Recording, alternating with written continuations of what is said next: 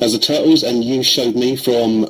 When was that from, Gavin? I think that was from 68. 68. And before that, your single, V.O.L.T.A.I.R.E. How do people get hold of your single, should they wish to? They can download it from iTunes, and it's available on 7-inch in rough trade. Excellent. And it'll be available from an online playground store as well soon. Okay, cool. And where will people find out about your band? They can find out about it on myspace.com/the Gaa Gaas, spelt with 2 A's. And you have a website as well, or are you just... We're currently designing it. Are you? And have a merchandise store set up online. Yeah. Nice, all good. And the Turtles, so where does that come from? I've actually found out about the Turtles through the Lightning Seeds. Yeah, I was going to say, they stunk that right up, didn't they? They covered it. And and when I heard the original, I was like, yeah, that's amazing. And, and just really great melodies, and the sort of organ sounds a bit French. Yeah, it's very French. There must be a French influence. Yeah, no, I mean, it's been a kind of nice surprise with the stuff you've brought into play. Like I said, that doesn't sound like that's particularly influenced what you're doing now, but I guess there's maybe bits and bobs of it here and there. Yeah, I think there's, it's especially in arrangements, and, things like that. And I mean, as much as I like really dark music, I like a lot of really happy stuff. Yeah. I recently got into a band called the Rifles. Oh, yes. And they're a really great sort of British pop band they're very underrated. And that's kind of Britpoppy, really. Yeah, isn't it? and they're really happy. And it's just, I really like happy stuff as well as quite dark stuff. And, I think you should have that, that mix. Yeah, you've got a nice Public Image Limited badge and a Bauhaus badge going on there. Beautiful. I love both those bands, and I think when I was wanting to do my band, I wanted to sort of push a bit of that out, and you can hear stuff like Bauhaus and Public Image. Sure thing, and I don't mind that. I don't want to be seen as this band that's got to be really original. Yeah. And, I don't mind if people can spot our influences and know what we like. Of course, yeah. What's your favourite Public Image bit? Favourite song or favourite album? Either. I love the Metal Box. I'm a Metal Box man. Yeah, it's I can listen to that at home. Yeah, me too. Really over and over again. Yeah, and I love their other albums. I love the first album, but Metal Box has just you can feel a lot of emotion in it, and you can feel sort of what they were about at the time. It was a crossover for punk music in the late 70s. You had obviously John Lydon was in the Sex Pistols, but he got a bit more interesting. I think he did. Yeah. He got fed up of making 3-chord pop songs, and he wanted to change his style, and he done it really well. Absolutely. Not many bands done it as well as P.I.R.E. I mean, I've been a sort of vaguely recent convert to it. I mean, when This Is Not a Love Song came out, that was the first I'd heard of him since the Sex Pistols, and I was 14 or something then, and I thought, yeah, this is great, and I bought that, and then I thought, I'll go and get an album, and I got The Flowers of Romance, and I thought, gee, what the hell is this? It's a drum album, isn't it? And I took it back. I thought, I can't be doing with this. You took it back? Yeah, I mean, it was only a few years ago that I sort of thought, that probably was quite good, and I was, not quite fully formed in my musical taste, and I got it, and I love it. Yeah, it's a great album. It's not for every day, and it's not for early mornings, perhaps. I'd love to have been there when you took it back. You're looking pained, and going, I'm really sorry. That's a terrible mistake.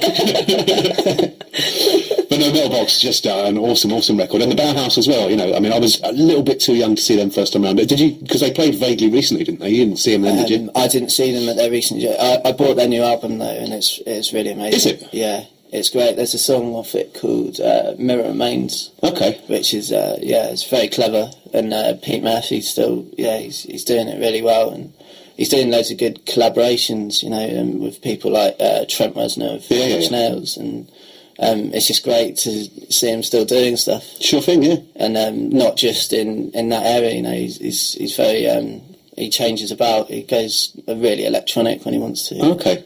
Do they still look good? I was all about Daniel Ash when I was. Yeah, I think the image isn't as great as it was, but I mean I'd like to see them live. Yeah. Even if they don't have the whole sort of gothic thing, right? I think the music will still be really great. Daniel Ash hasn't gone bald, has he? Maybe. Oh no, I can't imagine Daniel Ash with not Daniel Ash hair. Yeah. I don't know, mate. They might all be bald now. Oh dear. So it'd be like an army of skinheads on stage.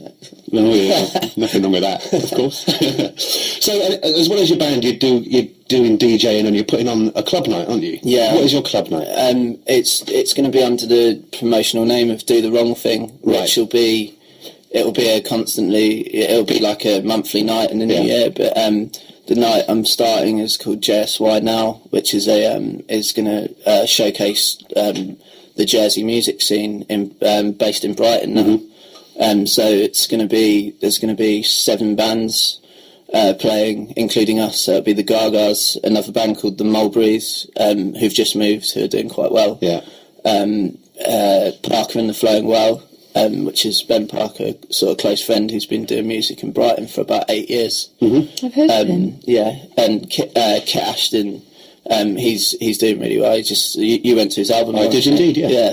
And he's a Jersey lad as well. I haven't seen him live yet, so I'm really looking forward to He's a polished young man. Yeah, seeing what he's got. And my friend Grant Healy, he was in like a band called the Robot Ninja Dinosaur, who were quite big in Brighton in 2006. They're part of the wrong music scene. Right. Okay. He's in a band now called Fun Hawaii, who are playing.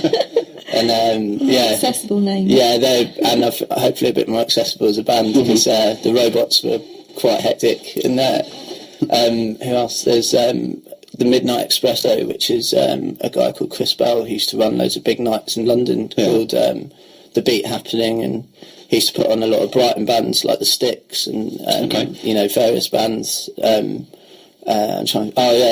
another new band called Pirate Video Company, who are they've just moved over as well. So it's going to be a Jersey music thing in Brighton, which should be great. So why? I mean, one would assume that Jersey's not a massive place, and presumably has a fairly small amount of bands compared to somewhere like London, and yet there's an awful lot of Jersey bands in Brighton. Yeah. Why have they all come here? I think it's because Brighton's a lot like Jersey. It's like a seaside town, and I think people sort of want to live somewhere a bit like home. Yeah. Because Jersey's a really nice place to live, and obviously so's Brighton as well. Yeah.